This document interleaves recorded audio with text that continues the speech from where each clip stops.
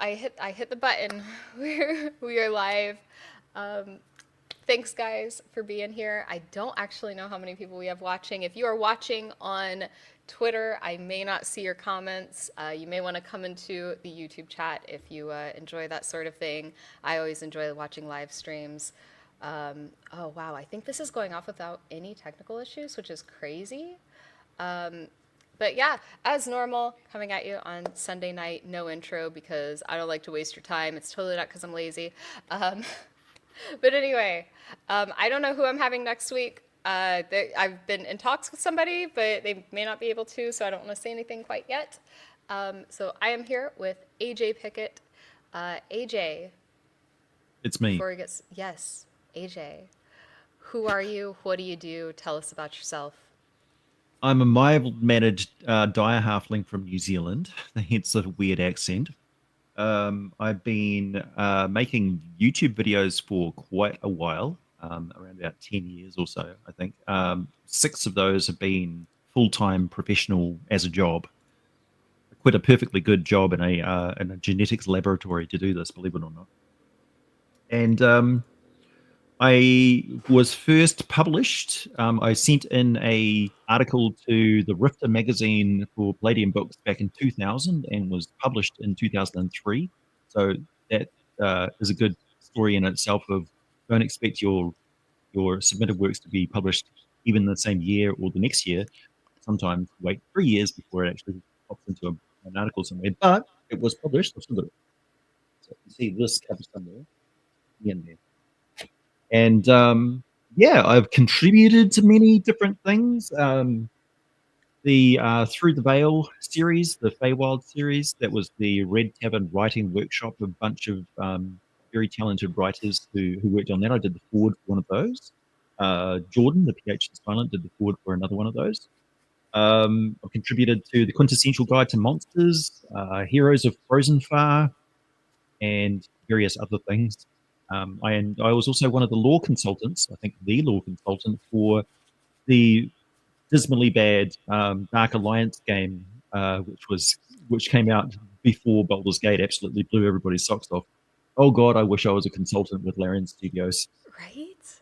Oh man, I almost played the Dark Alliance game. I stopped myself at the last second. I was like, this isn't gonna be good. You're not gonna like it. Don't spend the money. You were right. So, Your intuition yeah, was correct. Yeah. That good. was a very interesting I experience mean, of working with a company before Wizards of the Coast got involved, and then the very definite shift in attitude and exploitation after Wizards of the Coast got involved. And I had one small communication, kind of by proxy, with Mike Mills before I just left, because I always said that was a side gig, and my YouTube channel took precedence. So if anything else came up in my life, I would back off from it, and it most certainly did. My dad's health took a bad turn, so I backed off from that and just concentrated on him and YouTube. Mm. I have to say your YouTube channel has helped me a lot, like with running certain monsters. Like if I don't know what to run, I'll like look at your YouTube channel sometimes and be like, oh, that's an interesting video. I know you just came out with one on gnolls, Oh yeah, which is I had a whole debate about gnolls, man. Gnolls have defined like 20% of my internet existence for some reason. It really? always comes back. It always comes back to gnolls. Yeah, I don't know why. I thought it was goblins at first because like I don't know. I argued about goblins with people some, but like I don't know. There are some people that think gnolls can be rehabilitated and stuff. And man, I'm just not about that. You know. Yeah, no, me neither. I even state in the video, kind of controversially actually, that the act of evil is not being the knoll; it's being the person who thinks that they can change a knoll by just raising it right. And it's just like, no, because that's you're subverting. Like they've still got their instincts. They're still a hyena turned into a person, and so they have all of these instincts to hunt and kill and have, their dominance in their packs and their matriarchal structure and all that sort of stuff. So trying to turn them into something they're not is not. They're going to be left trying to be one of you, but all of their instincts are unsatisfied. And so they're living a lie, and they've got no sort of, so it's going to mess them up completely. And so that's the act of evil, is trying to subvert them. And Gramps Toolshed says, Knowles love playing fetch. Just toss them a stick. They'll love it. They're like dogs. They're really not. No, they can be quite loving sort of creatures if they're familiar with you and stuff. But you look And at those jaws, man. They can bite straight through your thigh bone. And that's why I love stuff like that. I think things like gnolls or goblins, creatures that represent like dark forces that we don't necessarily understand, I think they're like quintessential to every single game, to every setting. Every setting needs those, in my opinion. Yeah, yeah. They're unapologetically savage, in the true sense of the word. Just savage. They'll savage you. They're driven by, like, the lore behind Yenogu and all that sort of stuff is that's from Dungeons and Dragons, fifth edition, and Advanced Dungeons and Dragons. But they started off being. It sounds so weird when you say it, but they started out being a combination of troll and gnome, hence the gnoll. But the Mystara lore is quite involved and deep and complex. I get into this in my video pretty much straight away. I've sort of changed the tack of my channel quite a lot lately, in that I'm bringing it all together. So I'm taking stuff from Pathfinder, stuff from Beckme and Dark Sun and Eberron and all these things, and just getting the full picture of all of the things. Because, and this is something that we could definitely talk about with lore, you have no boundaries as a dungeon master or game host to what you use and where you can draw your resources from. So if Pathfinder has got a more appealing milieu of different gnolls types that you can use, absolutely use that. Grab their monster manual and take those, because they're much better. The fifth edition ones are very much down the track of demons, demon spawn, blah. And Larian Studios and Baldur's Gate's a perfect example of how that works, and it works really well. They're unapologetically horrible, demonic, and monstrous creatures that do nasty things, because they're absolutely driven by demonic energy, and it just feeds into their hyena-ness. Whereas with Mystara, it's totally different. So you're kind of mostly, I know you were mentioning Dark Sun and Eberron, but you're kind of mostly you're like the YouTube Forgotten Realms guy, along with Jordan with a PH, right?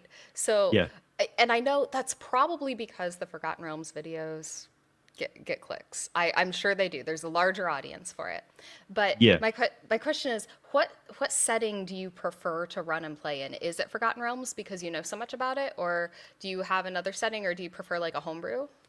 I do prefer the Forgotten Realms because I'm so familiar with it, and really the motivation behind getting into this in the first place. Like, I started off as a crafting channel, so I was making miniatures and terrain and things. And when I was making a roper one day, people were asking me about ropers, and I just started talking about, off the top of my head, what I remembered about roper lore.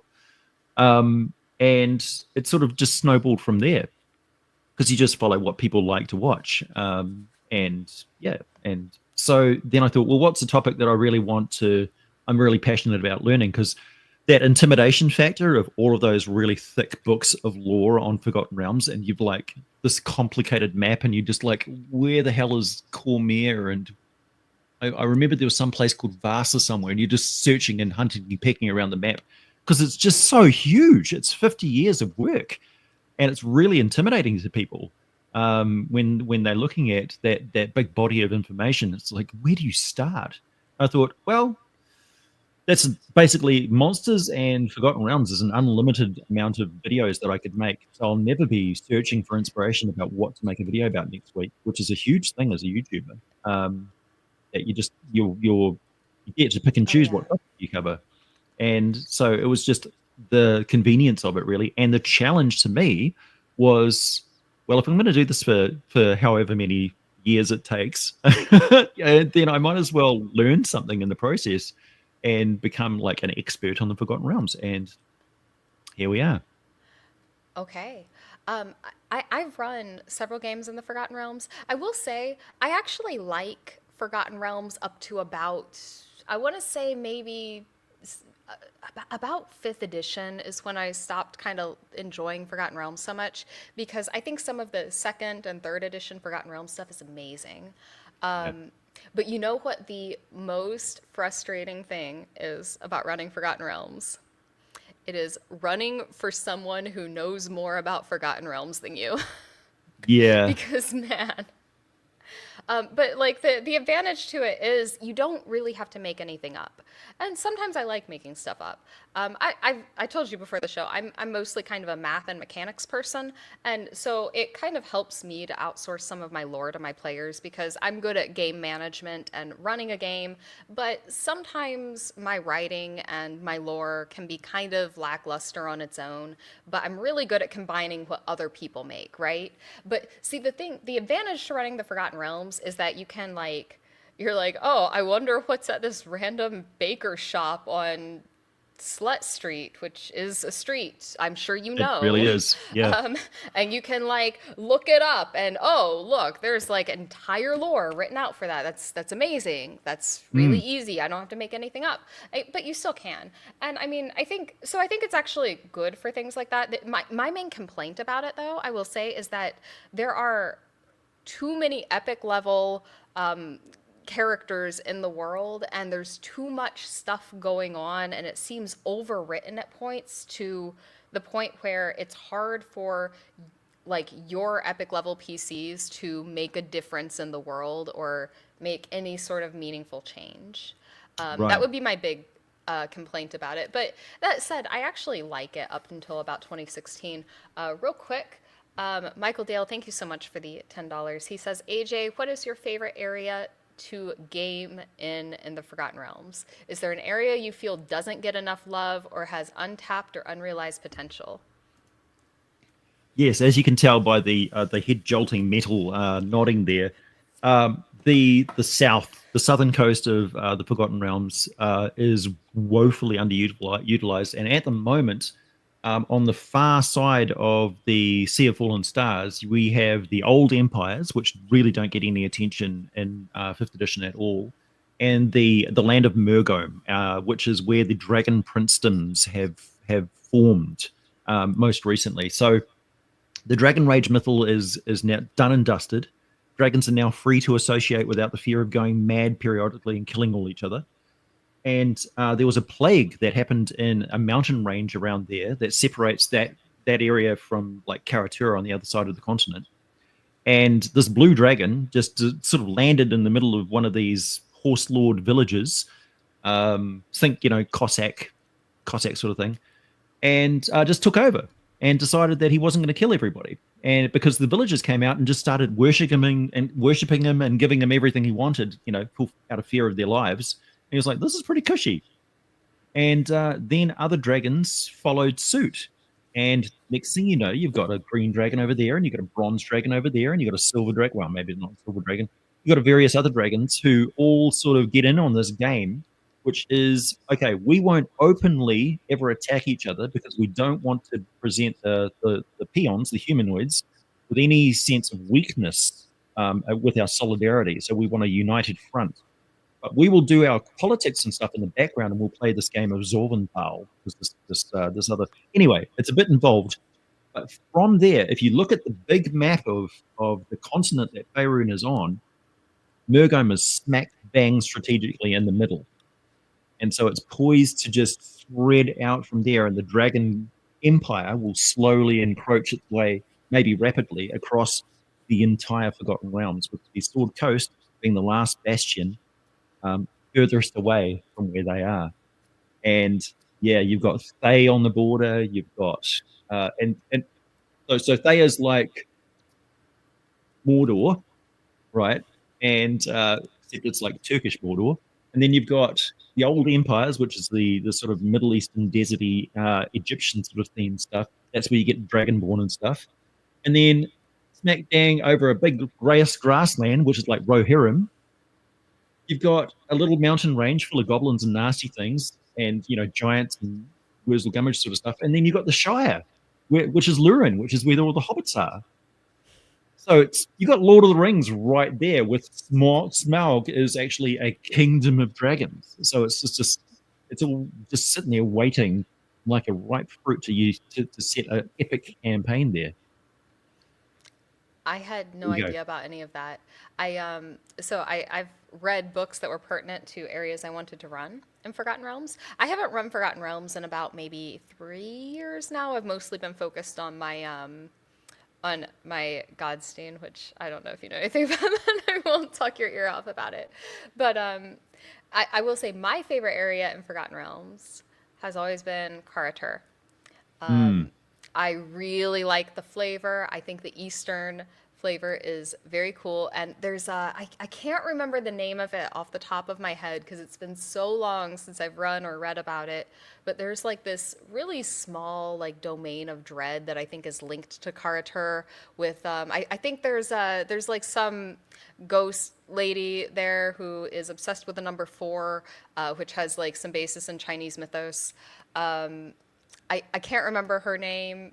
I'm blanking on it, but I think that's my favorite. I don't know. I assume you know everything, so you probably know vaguely what I'm talking about. No, I have no Okay, idea. no? Okay. No, doesn't mean it doesn't exist. It just means I'm not, a Karatur specialist. Okay.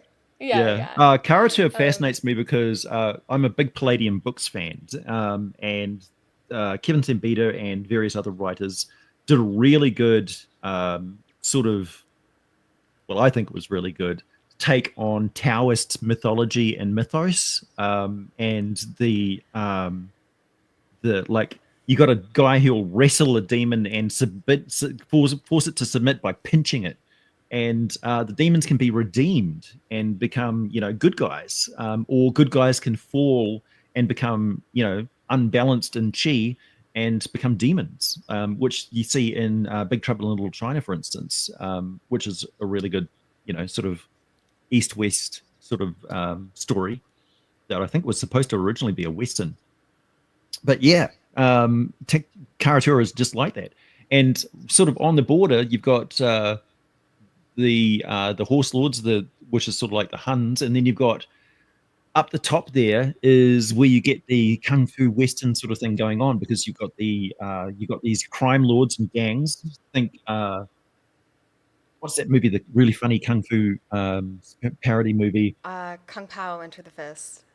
Yeah, or Yeah. no, the other one. No?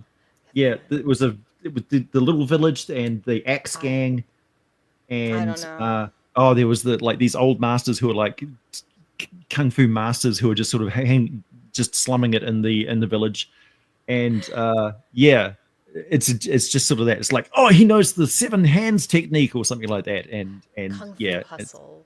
kung fu hustle. There you go. Yeah, thank you, Waylon, in the chat. Yeah, so you've got Kung Fu Hustle, you've got Lord of the Rings, you've got Taoist mythology over the mountain range with nasty yak folk in between. You've got jungle warfare, you've got Cholt, which is Indiana Jones.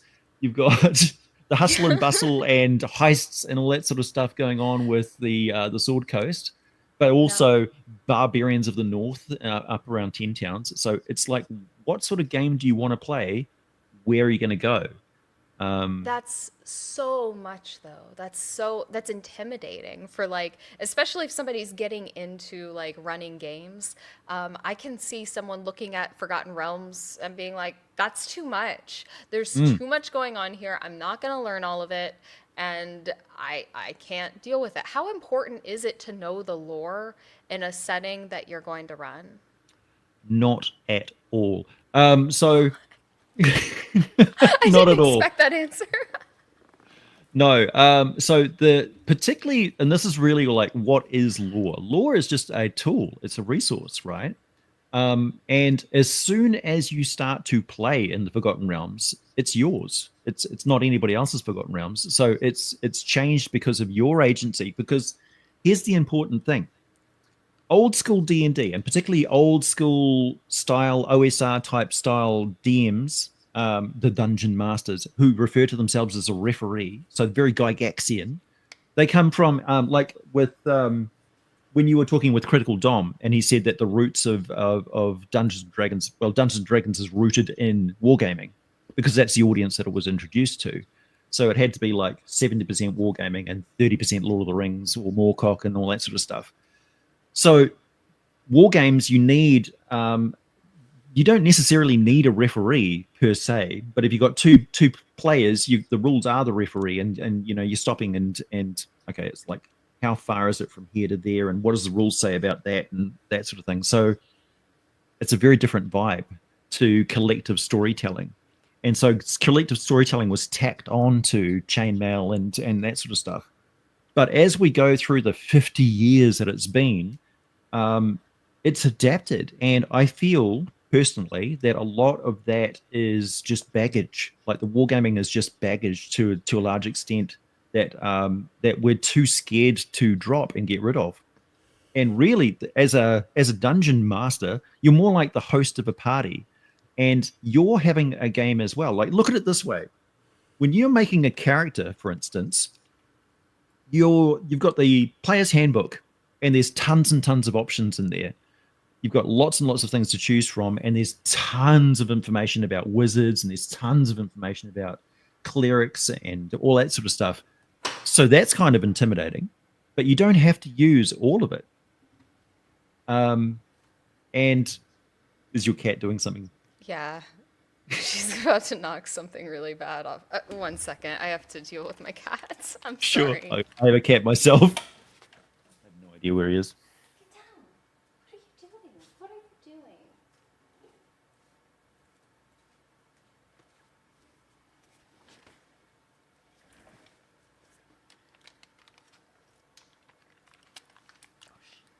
All right. Sorry about that. She'd be like, no, and jump off. What was I saying? Oh yeah, so if you're making a character, you've got all of these options in the player's handbook that you don't necessarily need to use or know. So how important is it to know everything about being a wizard if you're just going to play a fighter or a monk or something? You can just concentrate on being and reading about monks. And as a game, as a host of the game, as a person running the game, the campaign is your character sheet. It's your character. So so flip your perspective around and use it like a metaphor. What are you learning? What are you using? What do you need to know to run your campaign as a character? Because I often say to people who are making a character with a 10-page backstory, why aren't you DMing a game? You know, because you clearly want to. You're clearly ready.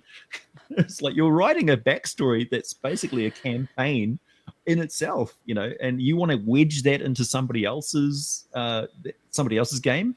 Well, that's sort of a bit past being cooperative and stuff. And like if you're writing a campaign and you don't know what your players are going to be playing, like what are you even doing? You're basically just writing a 10-page backstory for your campaign that is going to bore the crap out of anybody as soon as you unleash it on their poor brain. So yeah, start small. And D&D these days, getting back to my point, is you're moving further and further away from a war game, which is about the system, and much more about the individual characters. And that is what's driving the actual fun and the game. So the more you concentrate on the characters driving the story, the better it is, really. The more engaging it is, and the more it's going to be appealing to, dare I say, women, for one thing, and much more cooperative, because you're concentrating on their actions and their agency, what's right in front of them. And I refer to it as like rolling out the carpet in front of them as they move.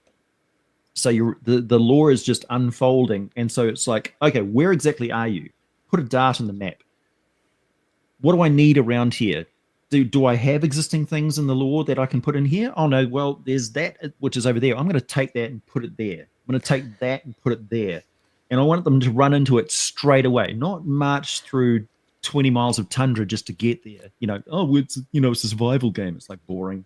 Mm-hmm. No, we're going to have the right next door to Candlekeep is Larlock, one of the biggest, baddest undead creatures in the entire campaign world, and he's right next door to Candlekeep. He's between there and like Baldur's Gate and Arm is over to the other side. Is sort of, it's right there. It's sort of squidged in, and so you can just pop people in there. It's got like spider wizards and all sorts of Harry Potter stuff going on. Oh, Yeah. I shouldn't really mention Harry Potter, but yeah, lots of stuff just right there. So you've got all this grab bag of stuff all over the Forgotten Realms, but you don't have to use any of it, and you can shift it around and put it wherever you want. I tell my players, like, back to what you were saying about backstories. I tell my players, don't like worry about backstories yet. You could die to a goblin at level 2, which may have just happened a few weeks ago. Player had a great idea where his character was from, what his character was doing, got instantly eaten by a giant moth. Instantly. It was terrible. A giant moth. Giant moth, yeah. This wasn't Forgotten Realms. I don't run in it any longer, unfortunately. I actually love running Waterdeep. That's probably one of my favorite places to run. Anyway, thank you so much, Stug, for the $5. He says, not related, but I binged AJ's videos some years ago. Love all your lore vids, and especially the videos on Obox Ob. I don't actually know what that is. And Obrinths, and often rewatch them. Right. Yeah.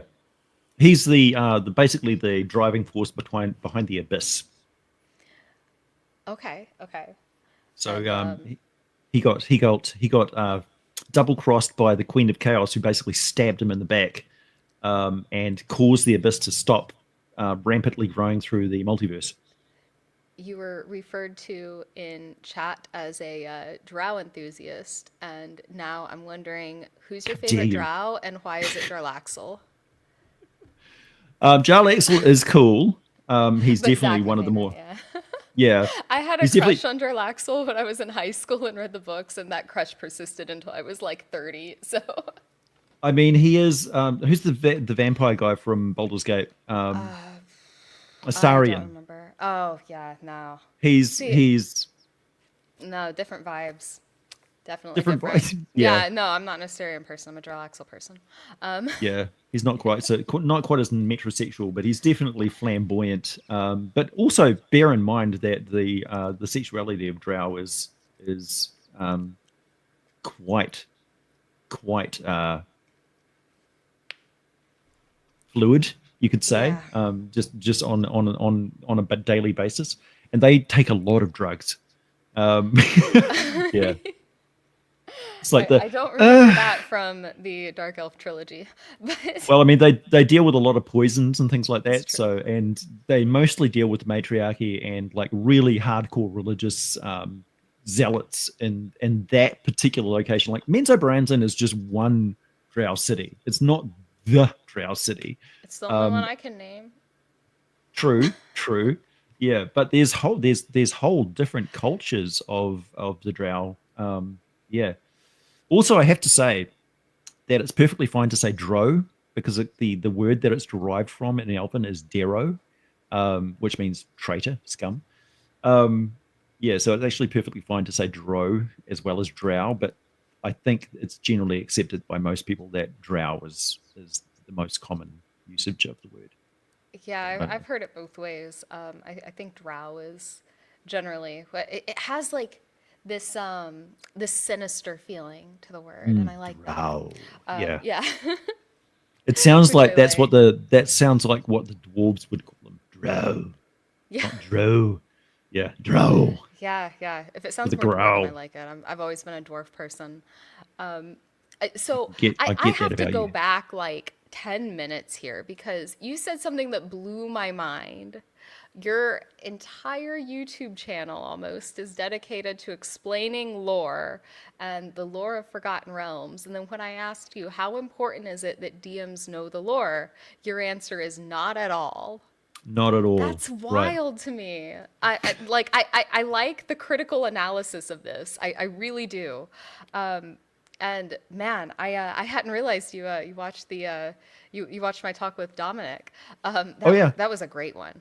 I truly enjoyed. I also thought it was when you were chatting with Chubby Funster, and right at the end there you were talking about GNOLLS. I'm just like, I just did the complete video on GNOLLS. Seen it.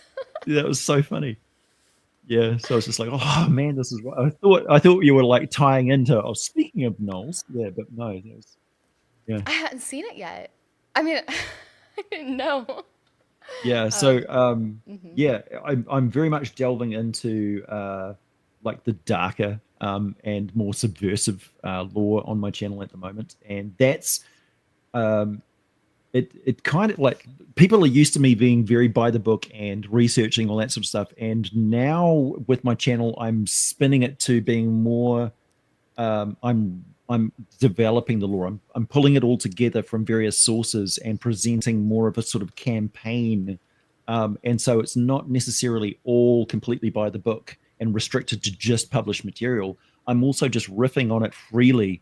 And I don't feel the need really to explain to people when I'm homebrewing something and when something specifically, because it is all based on my research and from the original sources as much as possible, and just showing them that you were saying that you love a mystery. Well, here's the difference between running a YouTube about lore and actually using lore in your game.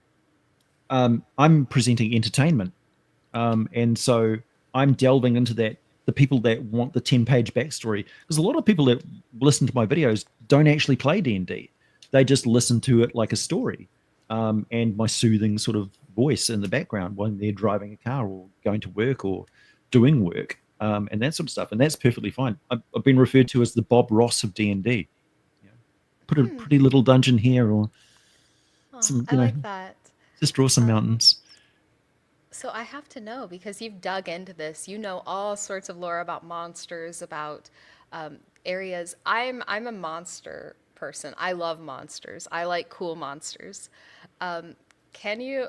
What is a monster that has been around for a while, that has some great lore attached to it, some great depth that people just never seem to use or notice? It flies under the radar, but it's got some really good lore on it, and it is worth using in your games, even if like most people just overlook it.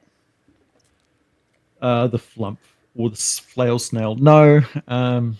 Geez, that's a The tricky question. flump. I'm The flump. look. I'm asking this for my benefit. Okay, so hmm, um, one of the creatures that I really liked from World of Warcraft was the sort of spider wizards. And there is a really good species of them that's around Tethya and Kalimshan. So the mysterious east sort of desert, sandy deserts and mysticism and stuff.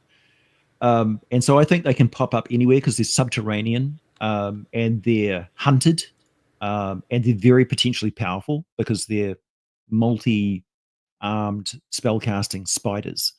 Um, and that really appeals to me. And they've got a rich, deep lore. Also, if you haven't heard of the Deep Spawn and their relationship with like the old empire of the dwarves, that's a really good thing too, because it's this monster which literally replicates and clones whatever you feed it. And the dwarves at one point used them as living engines to produce clone soldiers that they sent waves and waves and waves of against each other when they had these massive big clan wars. So it was a huge thing, and there's a lot of dwarves which exist today who weren't originally dwarves; they were spawn of deep spawn. And yeah, which is a crazy cool thing. I can't hear you. I You muted muted myself. yourself. Oh yeah, I'm looking them up right now. Deep Spawn. I muted myself so you wouldn't hear my keyboard clacking as I was looking oh up Deep Spawn, because I gotta know. yeah, Oh, they're they're freaky looking things. ugly. Oh yeah, Oh, ugly things. Huh. I don't have good art of them. I'm having trouble finding it, but oh gosh. Oh, I gotta show this art. This is actually like new art. I have to show this somehow here. Screen share this thing. yeah. Story This of my thing is life. So ugly. anybody who bitches about me using AI art and stuff, it's like I can't draw for 20 minutes for every single video because there's Uh, sometimes the monsters I'm talking about. There's only one or two drawings of these things. Here we go. This was like from a 5e third party book. Oh, That's that's a good this. one. Yeah. Yeah, I believe this is human art. I don't have the artist's name, but yeah. it's an ugly guy. So it's a big ass tumorous blob with tentacle arms and snapping like alligator yeah, Hydra type thing, and it uses weapons and armor and stuff like that that it finds and flings around. And the thing is that the deep spawn who are spawned by this thing love it. It's their mum, you know. so so yeah, they'll they don't think of it as a bad thing necessarily. I'll be honest, this is one I think I've seen it before, but I have never considered using one. What a perfect answer to the question. Yeah, I mean, if you love dwarves, as you say, that is one of the deep dark secrets that the dwarves. You know how they always talk about, well, dwarves are sort of anti-magic, but in the past they delve into really some dark, deep shit. That's the dark, deep shit that they delved into. That's peak bad dwarf. It's like, well, we're not replicating fast enough to replace the warriors that we're killing each other with these stupid internecine wars that are going to wipe us out, our population. So what do we do? Well, we've got to make more population by any means necessary. And yeah, along come and so that may explain that, like dwarven infertility and things like that. Maybe they're not compatible because there's a little bit not dwarf in your bloodline. Oh, Yeah. that's absolutely horrific. I love it, and now I want to run evil dwarves. Yeah. I like Amazing, running evil amazing. halflings. Nobody suspects the evil halflings. They Ooh, have a let's dark go. hunger. It's like second breakfast is the forbidden meats. I had I'm this actually campaign. I had this campaign where they were killing Kenku because they considered them inhuman. And like the players, I had very carefully set up that they were allied with these reclusive Kenku in the local forest, who were very, very wary about the halflings anywhere. That was like, don't go to that tavern. And there was this quite close by to the city that they sort of started the campaign in, because they was start small and move incrementally outwards as they explore. And so I was just unveiling and inventing stuff. And there was this really nice little network going on where the Halfling Tavern was like their bastion while they were investigating this nearby monastery a little bit further away, where there was like demon summoning going on with area effects, which they were picking up on and riling everything up because they didn't know exactly what was going on. But the that was one of the great things in fifth edition is like those those regional effects that happen. It's like they're absolute gold for modifying all of the lore and stuff that you find in a place. It's just like, what sort of dragon is there? Is there something else with the regional effect, and do those effects cross over with each other? So it's just like a little bit of cumin, a little bit of paprika, a little bit of this. It's like, what's the perfect mix? Always think of your environment as a dungeon with different elements going on, different themes. so Yeah. gonna So cannibal halflings, desperate kinku, cursed elven ruins, demon summoning monastery, raining maggots occasionally. It's like, what's going on? Yeah, it was great. I in my campaign we have there's this city that represents sin and vice, right? And it's ruled by corrupted members of all of the races of the world, right? Or seven of them, right? One for each deadly sin. So I had to figure out a race to represent each deadly sin. And of course, halflings were gluttony. Gluttony. Or Yeah. no, sloth. I'm sorry. Oh, There's something else sloth. that was gluttony. Yeah. Yeah, I did halflings for sloth, and then there was another one that I thought fit gluttony better. Well, ogres definitely fit with gluttony and Yeah. hill Well, we giants. picked we picked there's like a warforged race in the world. We picked them because everyone couldn't get over it just being Bender from Futurama. Right. Right, Right. right, for gluttony. Yeah, I did But have an yeah, we picked interesting campaign, which is totally homebrew, where the giants were the original progenitor race, and then all of the smaller races were successive generations that were shrinking with each successive generation. So the giants were considered like the emperors, but a dying empire. And then you had the taller, like Goliath and other types of giant humanoids, and then humans, and then the halflings were like they were actually on the frontier and the most plucky and progressive race out of all of them, because they were, the newest generation, and they were forging ahead in frontier and very hardy and stuff. But when they went back to the original kingdom, they're these little midgets that everybody just thinks of as runts, and oh, you're so far from the original ideal and that sort of thing. But that was a really interesting world. Yeah. Okay. So I love Okay. homebrew. I love homebrew, and making world building and campaign building. Oh, I do too. I've been just fascinated by world building recently because I'm doing it as a large like 15 person project with me and all my players. And so there and we're trying to like the number one rule that we have for the world building in my game is this is not Forgotten Realms. Right. Because people don't even realize like how much lore that they think is just like a mythological thing or a fantasy trope or like just a thing from mythology. No, that's just Forgotten Realms. Yeah. Like Yeah. there's a lot of it. Like the I believe a big example is like the Blood Wars with the demons and the devils, right? That's a Forgotten Realms thing. That's not Yeah. just there's no Yeah, even like thing like that. Mystara Yeah. and stuff like that is Hmm. totally different from Forgotten Realms. The way they handle like gods are so totally secondary to the immortals, and all that sort of stuff. It's really interesting. And Mystara is a hollow world, so there's a world inside the world of Mystara, and Mystara is like it's kind of the original D&D was sort of built around it, so the planes and stuff radiate from Mystara like it's the center of the D&D basic universe. um yeah, kind of like Sigil, and Sigil is like way overdeveloped as well. Like Yeah. you literally got an annotated map online that you can use for Sigil, where every single location has been like it's storyboarded out for you, so you can literally just walk around and everything is mapped out.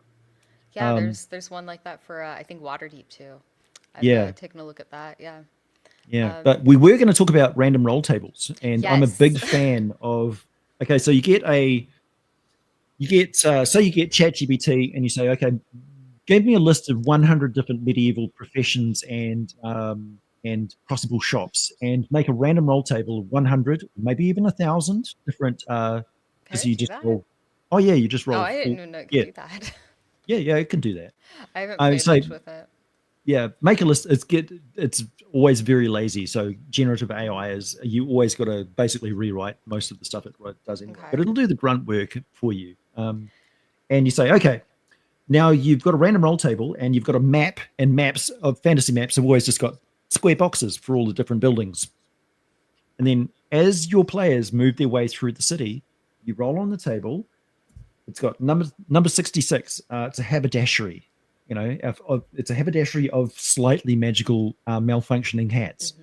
Hmm. And that's an interesting location. So you just write 66 in the box of that building. And as you go and as the players explore, it's taking care of your campaign notes for you, and you're just randomly generating the city around you. And so everything changes. Of like, oh, that's a tannery right in the middle of that area, so it must stink. So they must all the neighboring shops and stuff must absolutely hate that place because it stinks. That brings down the business for the haberdashery. We have to stink proof our entire building. And it just grows and builds randomly according to what your players are experiencing and wandering around it. So you don't So have to know the city at all. that's actually kind of cool. So what I do for random tables is I will like write out for like some location specific encounters, like maybe 5 or 6 of them that I think might occur in that location, and Mm, then I have I have my table of tables. So I have a couple that I made, and then I'll have like some generic city encounters that maybe I got off our drive through RPG or something. And then I have like this whole list of tables. I don't even remember who did it. I probably have them open. Who did these? Raging Swan does really good tables. There's also Yeah. a website called Chartopia, which is can play it. It's basically publicly contributed random roll tables, so it's just Oh perpetually filling yeah. up with stuff. And there's also a book, which is just the quintessential, the Adventure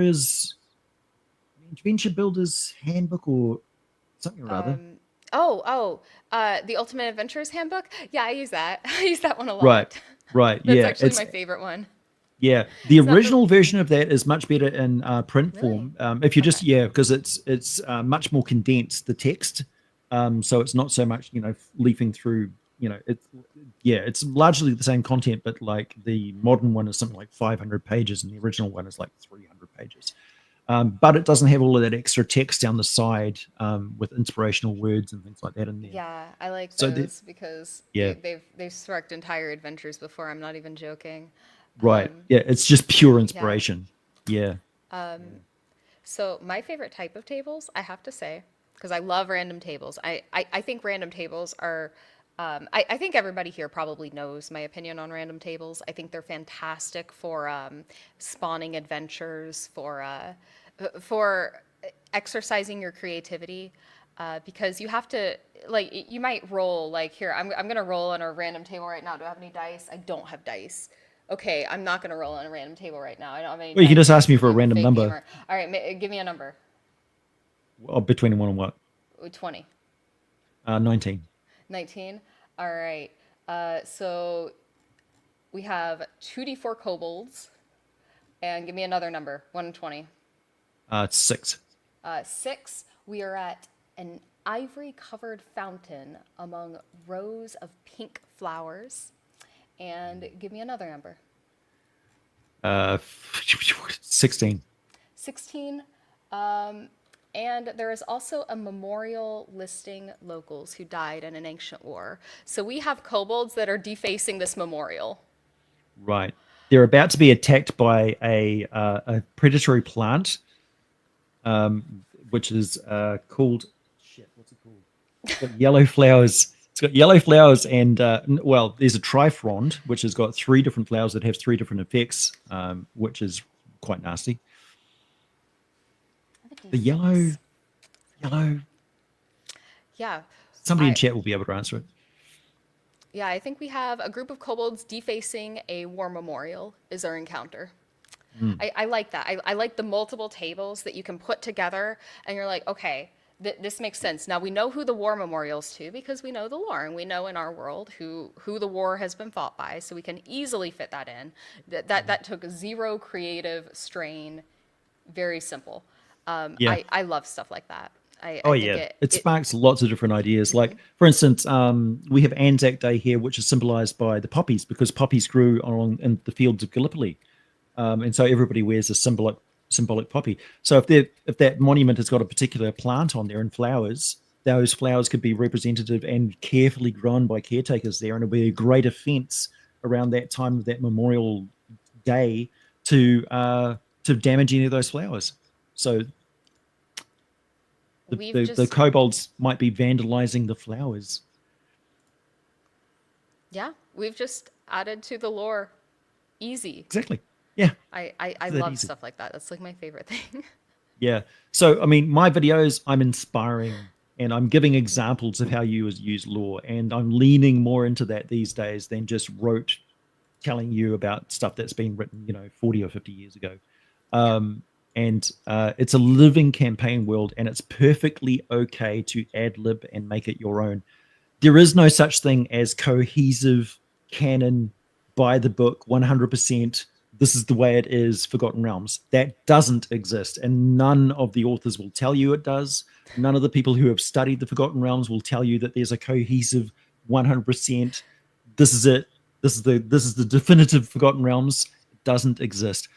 Ed Greenwood's Forgotten Realms is different from the one he writes in the books. When he runs the game, it's much darker, much more sexy. Eric Boyd's totally different. George Crash's is totally different. Bruce Cordell's is totally different. Yeah, so make it your own immediately and don't take anything as gospel. Yeah, back when I ran it, I remember a player asked, so how did the spell plague affect this? And I was like, oh, that didn't happen. Yeah, I ignore it as well. It's like plague. No. And I hated spell marked, like in the markings for houses in Eberron. I could never get into that, so I just ignored it. I don't generally use the Harpers or some of the other factions in the Forgotten Realms. I just ignore them. Yeah. Yeah, because they were sort of there was a definite vibe in the 1980s because there was CB radio was really popular. The movie Convoy and Breaker Gen 4. So that's where the cant from Planescape comes from. It's a direct ripoff from the popular culture at the time, the popular media. Vampire the Masquerade and the different houses of the vampires, that directly translated into factions being introduced quite broadly across a lot of different RPGs, and it's definitely why there's different factions in Planescape and the City of Sigil. That's entirely why it's there. Spelljammer and flying around on ocean vessels flying through space. That's Space 1889. It's a direct ripoff. Look at the cover of any Space 1889 RPG from back in the day, and you'll think that you're looking at a Spelljammer novel. Huh. So it's all derivative. And And Forgotten Realms is absolutely terrible at sucking everything in. it is. It is. Just That's like my grabs least. everything and makes That is it. my least favorite thing about it because there's like so many characters that are like from Greyhawk or from Spelljammer that are like suddenly in Forgotten Realms, like Minsk and Boo, Yeah, that's Forgotten Realms. But Spelljammer is kind of everywhere, so that kind of, it is the whatever. ooze of D and But D. yeah, Yeah. and like you have Vecna's a Greyhawk character. There are lots of them that are Greyhawk characters. I believe Yep. Elminster is a Greyhawk character, but like Mordenkainen. they just yeah, Mordenkainen, they just find themselves in Forgotten Realms. But Yeah. like so that's like my least favorite thing about the setting, how it's just like, oh yeah, that's probably like a Power Ranger or something. I don't Yeah. know. And also like how Driss and the companions just suddenly lived for 300 years. It's like, we're going to advance the campaign, but we don't want to lose any of our precious IP babies. Right. So they're Yeah, going to no. mysteriously just live for 300 years. It's like, Everyone important in Forgotten Realms lives forever with no explanation. yeah, it's But like, Marvel. I Yeah, mean, we also, can't kill them. right, exactly. I not a fan of that. And I'm like, I don't want to be too hard on Forgotten Realms because like I've run campaigns there. I've run dungeons from like Dungeon Magazine. I've run like I've run very extensively in Waterdeep. I've run in Karatur. I've run in all around, like all sorts of little towns. I've used them, and I've had fun doing it. I wouldn't say it's my favorite setting, but it's like for what it is, it can be fun. Like there's all Yeah. sorts of like little weird things that are mentioned in the lore somewhere that never come up again. Like for instance, did you know there was a mecha lich under Waterdeep? You knew about the mecha lich under Waterdeep? Well, Like they Underwater Deep, never of talk course, about it.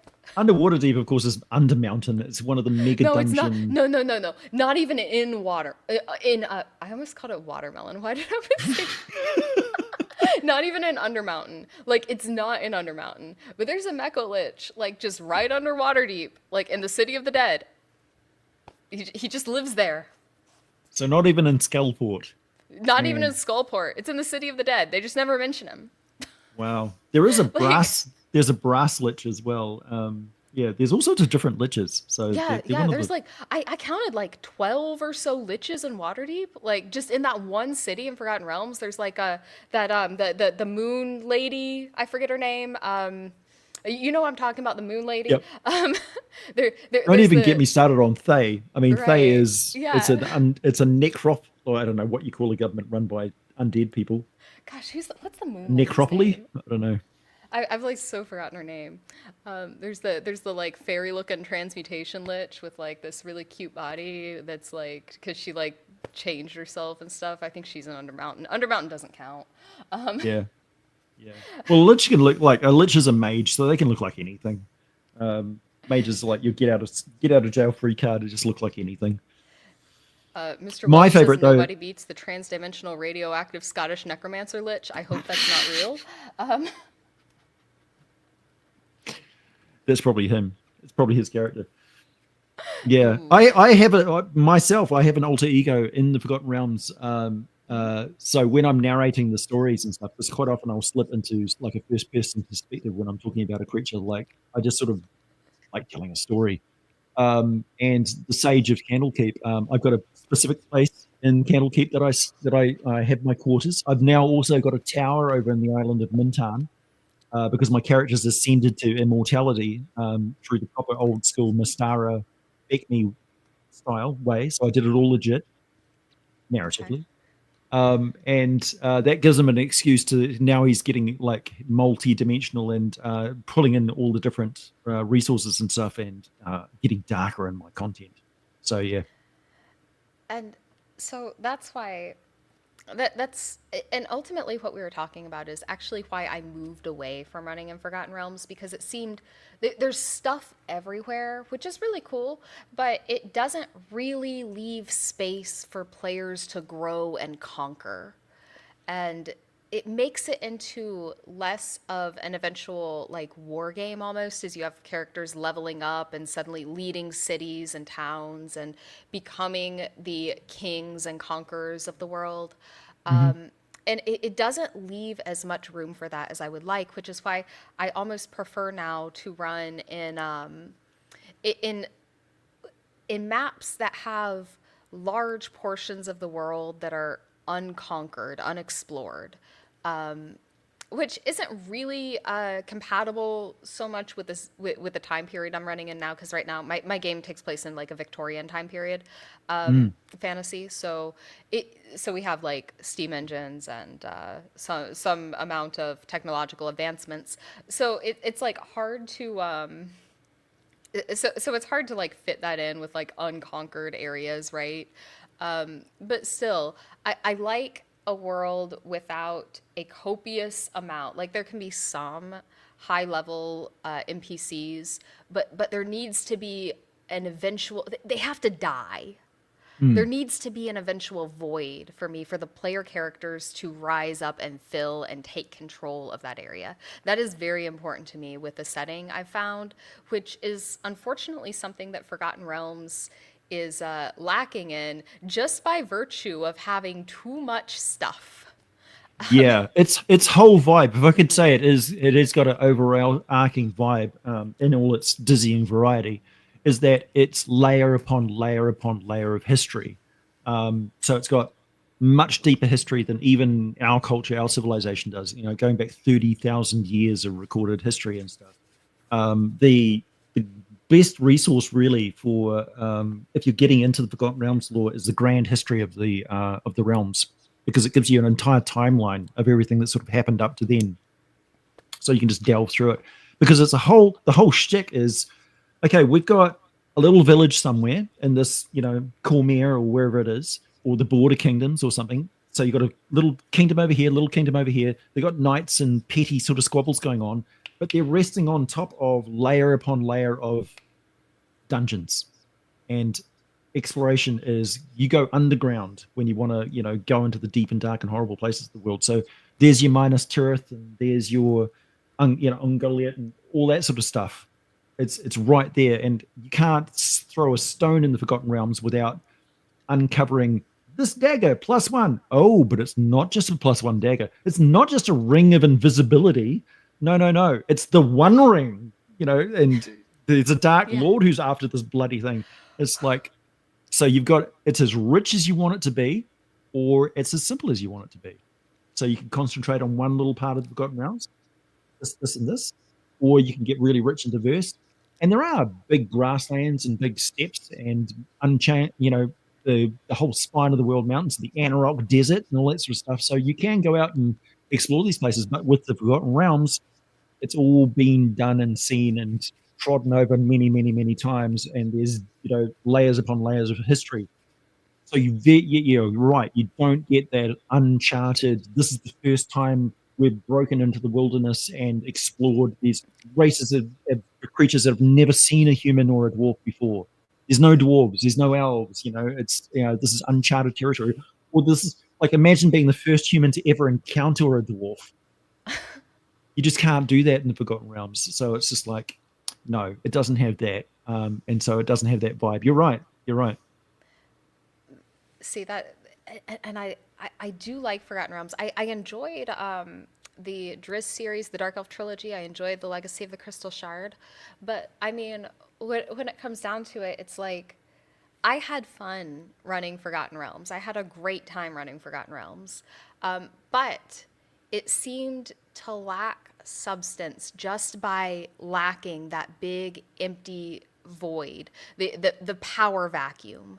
It Mm. it lacked that, and I feel like my main complaint with it, I guess, was that there was too much too many powerful things there that the players were kind of hamstrung at a certain point where they were not going to be the most powerful wizard in the world because Elminster exists. Mm. They were not going to be the greatest pirate in the world because Durlaxle exists. And so there was kind of a ceiling brought on by previous, because there are a lot of like characters in the world that I definitely believe were someone's player character that just sort of wormed its way into lore, Yeah, which is very cool. 100%. Very Yeah. cool, by the way. Like not even complaining about that. But it leaves a lack of a vacuum for the players to Mm. fill. And Well, ultimately my that's why I moved away from it.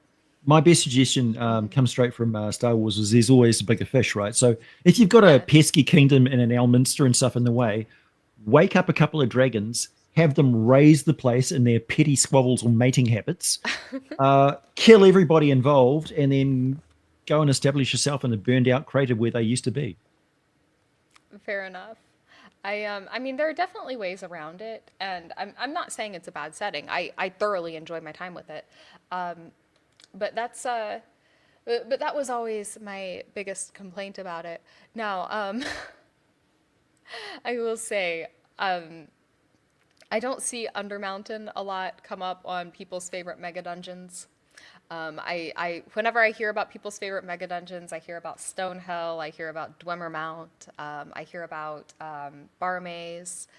Mm, But not many people say Undermountain in my experience, and I love Undermountain.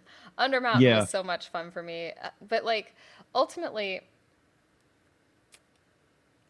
I want to go back. I want to liken Forgotten Realms to like a theme park experience I almost was just thinking to a that. certain Yeah. degree. Yeah, it feels very theme parky with with what you can do, everything that's Yeah. there. Here's Jungle Land. Here's Yeah, the, right. yeah. But I always loved Undermountain. I enjoy the first three levels, like the old second edition Undermountain book. I think it's second edition. It might be first. I think second. Second sounds right. Yeah.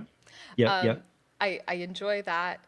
And there was always one thing I also like about it is they always alluded to dungeons and they gave like descriptions of dungeons, but they never like a lot of times they didn't tell you what the dungeons were, and they kind of specifically left them open to give you a reason to put your own dungeon in there. Like I remember one time I ran the Citadel of the Bloody Hand. There was nothing about it anywhere except it was mentioned like a couple times in lore, and I thought it sounded cool, so I wrote it and I ran it.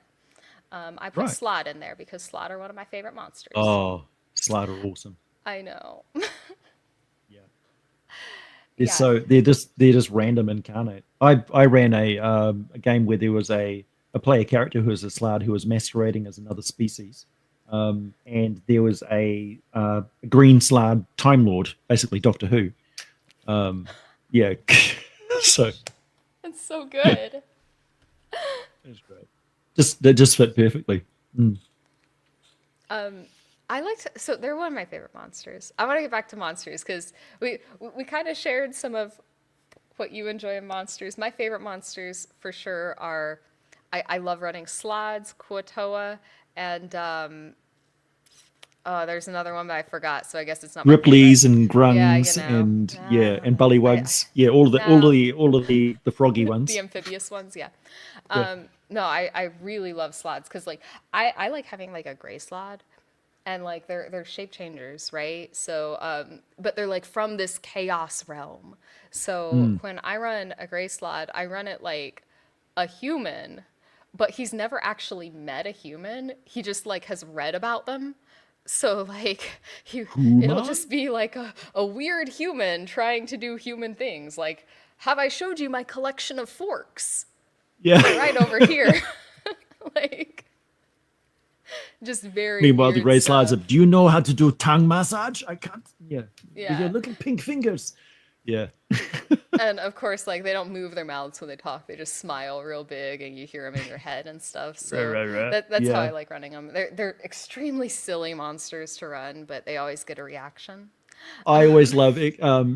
Somebody who's like, can I use like a translation thing? It's like, yes. Well, what is he saying? He's saying blue, yellow, 13, triangle, hypotenuse, you know, suffusion of yellow, blah. And it's like, what the yeah, it's like even when you can understand them, you don't understand them. They're just talking random. And so you sound completely ridiculous to them as well, because it's like, why are you speaking so linearly? Yeah. Oh For man, there's an example, the language of mind flayers, for instance, Qualith, it's you have to have four tentacles to read it properly because each line alters the meaning of the other line underneath it, and you have to read them simultaneously. huh. You can't translate that. It's so fantastic. I didn't know that. I knew it was tentacle braille, but I didn't Yeah. know. I They didn't also have know. their own version of the common cold. What? What is it? Yeah. It's like their version of a cold. It's like a Oh, mucusy okay. thing. Oh, it's just a cold. Okay, I thought you were gonna tell me something crazy about it. It's just a cold. Okay, mind flayers can get the Yeah. cold. Gotcha. Yep. Yep. I know That's the exactly one. what sort of woods to use to make a spell book cover. You know, Mm. different. Like I wrote a section of lore-based herbology for Heroes of the Frozen Far and things like that. Hmm. It's as deep as you want to go, or as shallow as you want to go. Really, um, yeah. You can just use it as a map and just stick stuff on there. The best Oh, that's one thing I monsters. wanted Hmm. to. Sorry, I wanted to say something about Yeah. sandboxing and how Oh you yeah. you you brought up that you like set sort of you want this location, you want this location, this location to happen in your game or be around in your game. That's what I call sandcastles. So you're quite Yeah. happy with the players to move around and go anywhere, but at some point, no matter which direction they go, they're going to run into the sandcastle that you have planned. So you'll just wedge it in at the appropriate time in the game. And I think that's a really good tool, a narrative tool. It's just like the freedom to go, Yeah. yeah, okay, the Dark Crystal Tower is here. It's like So the Iron Fortress moves every day at sunset, you know? yeah, that's actually how I like to run games the best. I run sandbox games. I'll usually like give players during downtime different quest leads that they might follow, they might not. Mm. Sometimes they make their own. Like I had a group that were like, we want to be a traveling circus, and we're like not really a circus, but they wanted to be like a traveling WWE show, and Oh, right. so Yeah. I was like, okay, great. So their game was they would like travel from town to town and put on their show. And I actually had like this push your luck game I made for that, right? But they would put on their show in every town, and we had like encounters for that. But that was their goal, to be the greatest circus ever. And it was a very weird game. I don't know how to run with that sometimes, but I mean, they did dungeons. They needed money to pay their debts because I put them in massive debt for their giant circus tent and elephant early. They had to have an elephant. Um, so, That's very similar to Traveler, where you start off as mhm. well, you've got a spaceship that you owe $50,000, to the mob. Yeah. um, Yeah. for the quintessential guide to monsters, I wrote the outline for an adventure, little adventure side quest thingy that JV Perry finished off writing, and did a really good job of it from my crazy notes. So you had Dankroot and Fairbuds are adolescent treants, sort of anorak wearing nerds, wargamers, right? But their wargaming miniatures are bugs that live in their bark. They're awakened bugs through their natural enchantment, and they are totally loyal to them as their liege masters. And they've got like a little carnival that when the two players meet, they set the circle of play and it becomes a little medieval jousting festival. And all of the bugs compete against each other. So you got the damselflies who are like, "Oh, my nightly thing." You got night beetles who are riding wasps and stag beetles, jousting with each other. The players get involved. They get caught with the enchantment of the two treants who are like, they shrink them down to bug size, and they have to compete in the jousting and other tournaments in order to win the day and escape and return to normal size again. Perfect. I I might steal that. Yeah. I love that. I think that's adorable. So if you like that, go pick up the quintessential guide to monster encounters. That's Mm. me and Dungeon Dad and various others wrote that Oh, stuff. Yeah. okay. Well, I am gonna have to look into that now because I've learned so much. This has been an extremely informative conversation for me. And guys, I like to have these conversations every week. I want to talk to people who contribute something to the hobby, who are doing something new or interesting, or who just know a lot of lore. Um, It's so a side basically, effect of my profession.